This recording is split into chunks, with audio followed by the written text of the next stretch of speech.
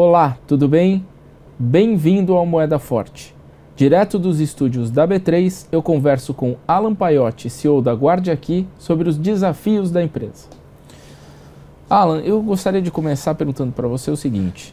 Você tem grandes investidores, a Guardiaqui tem grandes investidores internacionais. O Equity, Sam Zell, né, o bilionário americano Sam Zell, e o Patra Investimentos, que também é um grande fundo de investimento.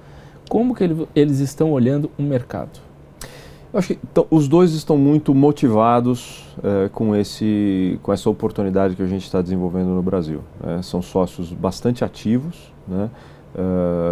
Assim, muito reconhecidos pela sua competência técnica, né? Além de grandes investidores, né? Que são sócios que procuram entender o que está por trás daquela tese de investimento. E eu acho que entendendo a demografia, isso é uma coisa que nas minhas conversas, né, o aprendizado que eu tive nas minhas conversas com o Sam, assim, sempre a pergunta dele é: como é que é a demografia? Qual é o potencial demográfico para esta oportunidade? Eu acho que quanto mais a gente vai expandindo o Guardiaqui, né, apesar de todas as dificuldades do ambiente, do mercado e o fato de ser um novo conceito, a gente percebe que a necessidade de espaço é algo intrínseco a todo ser humano, seja ele na sua figura pessoa física ou seja ele enquanto pessoa jurídica. Então, eles estão muito animados. Eu acho que Em relação à crise política e econômica do Brasil, eles não ficam com medo de investir, não dá aquele certo receio? Eu acho que ajuda muito o fato deles serem já investidores tradicionais, né? A Equity International vem fazendo investimentos no Brasil já desde o início dos anos 90, né? Então já passaram por várias dessas situações. Claro que é um item de preocupação e é um tema das nossas conversas, né? Que a gente trata com muita transparência, apesar de eu ser um grande romântico e otimista, né, nacionalista, a gente não pode deixar de olhar os riscos que isso traz para um desenvolvimento com o volume de investimento que a gente tem aqui considerado. Mas eles entendem a dinâmica. O Pátria é uma casa com muita tradição no Brasil, conhece muito, são do Brasil, então isso ajuda muito na interlocução e no desenho do cenário que a gente tem. Eu acho que o Guardiaqui é um investimento de longo prazo, né? É uma empresa que vai crescer ao longo das próximas décadas, eu não tenho dúvida disso. Esse setor só tende a crescer e se consolidar no mercado, e eu acho que eles têm a percepção e o entendimento disso. E você, como é que você enxerga esse cenário? Olha, político-econômico? Eu acho que é um momento de muito desafio. Eu acho que a gente está de fato percebendo um descolamento do ambiente político, da crise política, do ambiente de negócios, né? É nisso que a gente vem apostando. Eu, como brasileiro, me sinto absolutamente triste e frustrado, né, tentando ver como que eu posso, de alguma maneira, dentro do contexto político, né, e democrático, dar a minha contribuição e ajudar, mas, de fato, precisamos olhar para o negócio e ver como é que isso acontece.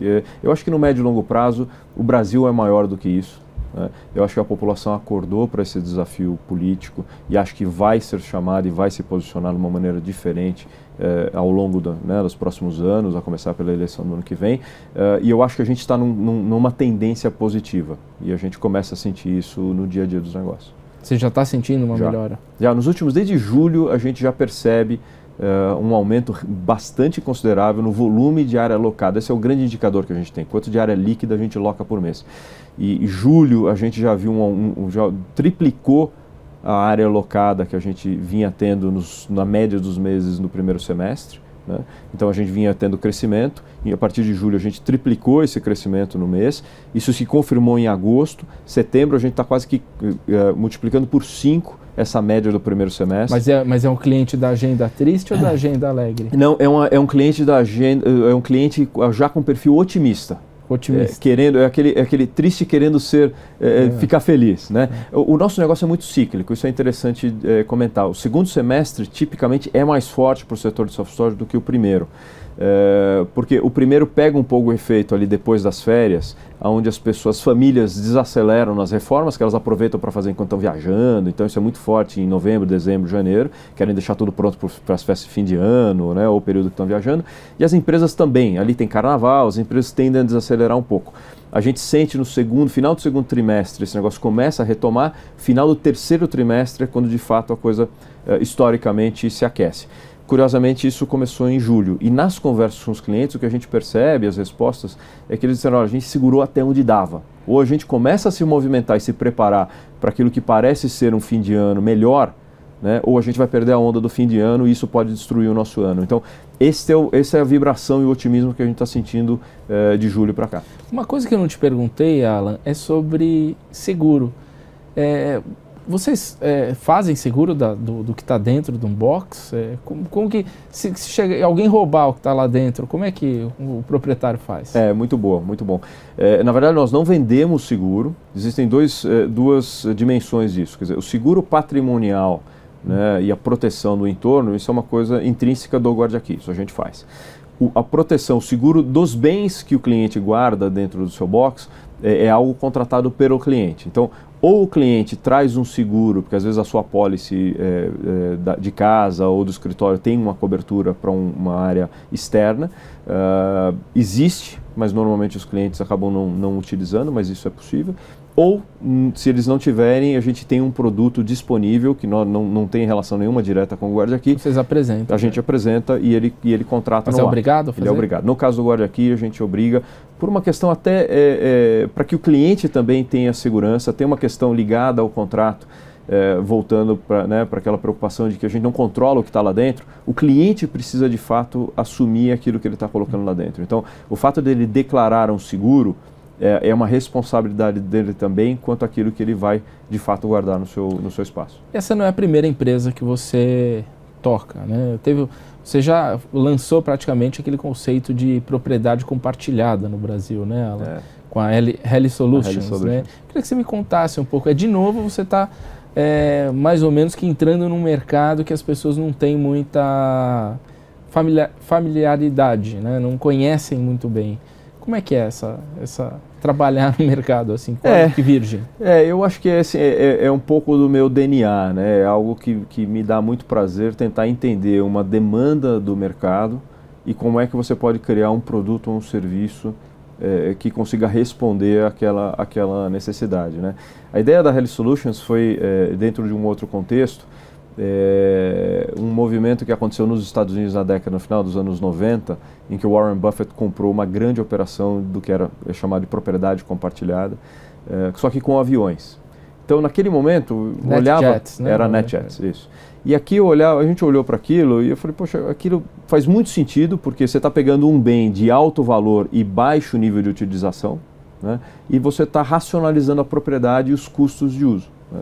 E eu olhava para aquilo e falava, mas com avião aqui, pela característica do Brasil, você tem poucas grandes cidades, você é diferente dos Estados Unidos em que se voa para todo lugar, né?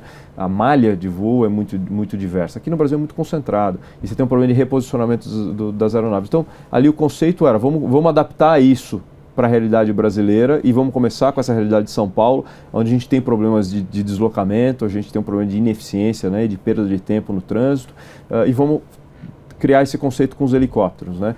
E que foi um grande sucesso. Foi muito legal ver como as pessoas começaram a perceber o quanto vale o seu tempo, né? E como é que isso se traduz em dinheiro. O conceito do self-storage, em grande medida, né? Aquilo era um serviço, aqui é um produto de locação, mas em grande medida é isso, quer dizer, entender que as pessoas precisam de espaço para conseguir resolver as suas, né, necessidades do dia a dia. E o conceito do self-storage é, assim, em vez de você ir lá e alugar um apartamento e ficar pagando aluguel, condomínio, água, luz, né, e aquele monte de coisa que você tem que ir lá para guardar as suas coisas, assim, o self-storage é um negócio absolutamente racional, onde você tem uma empresa pensando em todo o contexto do ambiente, da segurança, e você usa no tamanho que você precisa, pelo tempo que você precisa. Então, esse é o meu cacuete. Acho que é isso que me atrai nesses novos conceitos e novas ideias. Alan, você disse que é um investimento de longo prazo, tanto do equity como do Pátria.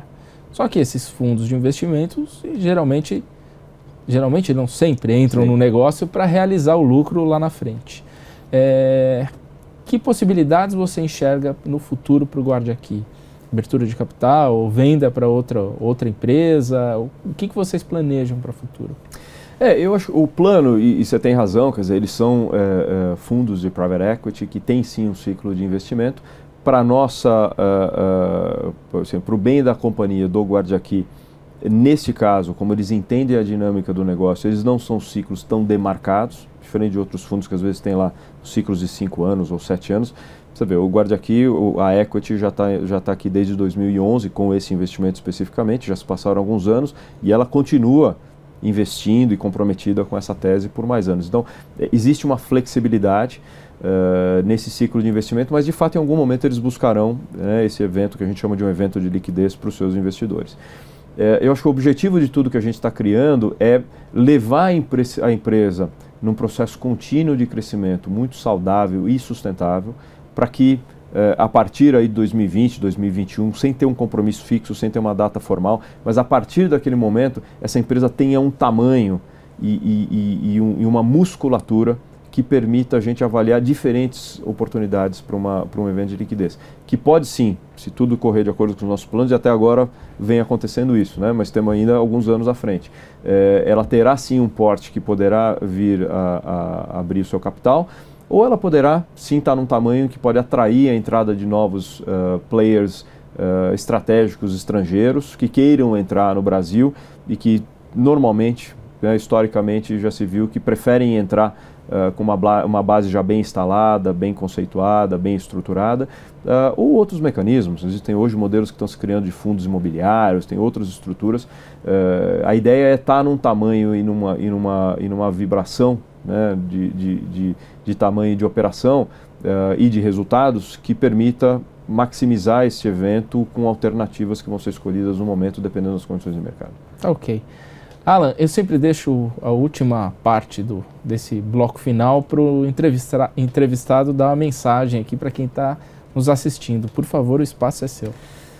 Eu acho que a mensagem é otimismo. Eu acho que todos aqueles que de alguma maneira empreendem ou desenvolvem negócios precisam acordar de manhã com uma expectativa revigorada, com um desejo de continuar crescendo de maneira ética, de maneira correta, isso exige muito esforço, muita dedicação. Então eu acho que assim, o meu desejo e a minha mensagem é de que a gente continue acordando, acreditando que tem um país melhor à frente, que a gente participa desse processo ativamente. Nós não podemos deixar isso na mão dos outros, nós precisamos nos posicionar claramente, a gente precisa transmitir isso e começa dentro de casa. Eu que tenho 2 filhas, eu debato isso e procuro com elas, apesar de pequenas, tentar mostrar para elas o quão importante é que elas tenham uma visão crítica do mundo, que elas se posicionem claramente, e eu acho que é isso que a gente tem que construir nas nossas relações, continuar acreditando, investindo, trabalhando duro e construindo um Brasil cada dia melhor. Acho que é isso aí. Tá ok, muito obrigado, Alan. Obrigado. Agradeço a presença do Alan Paioti e a você que nos acompanha na TV Dinheiro. Muito obrigado e até o próximo Moeda Forte.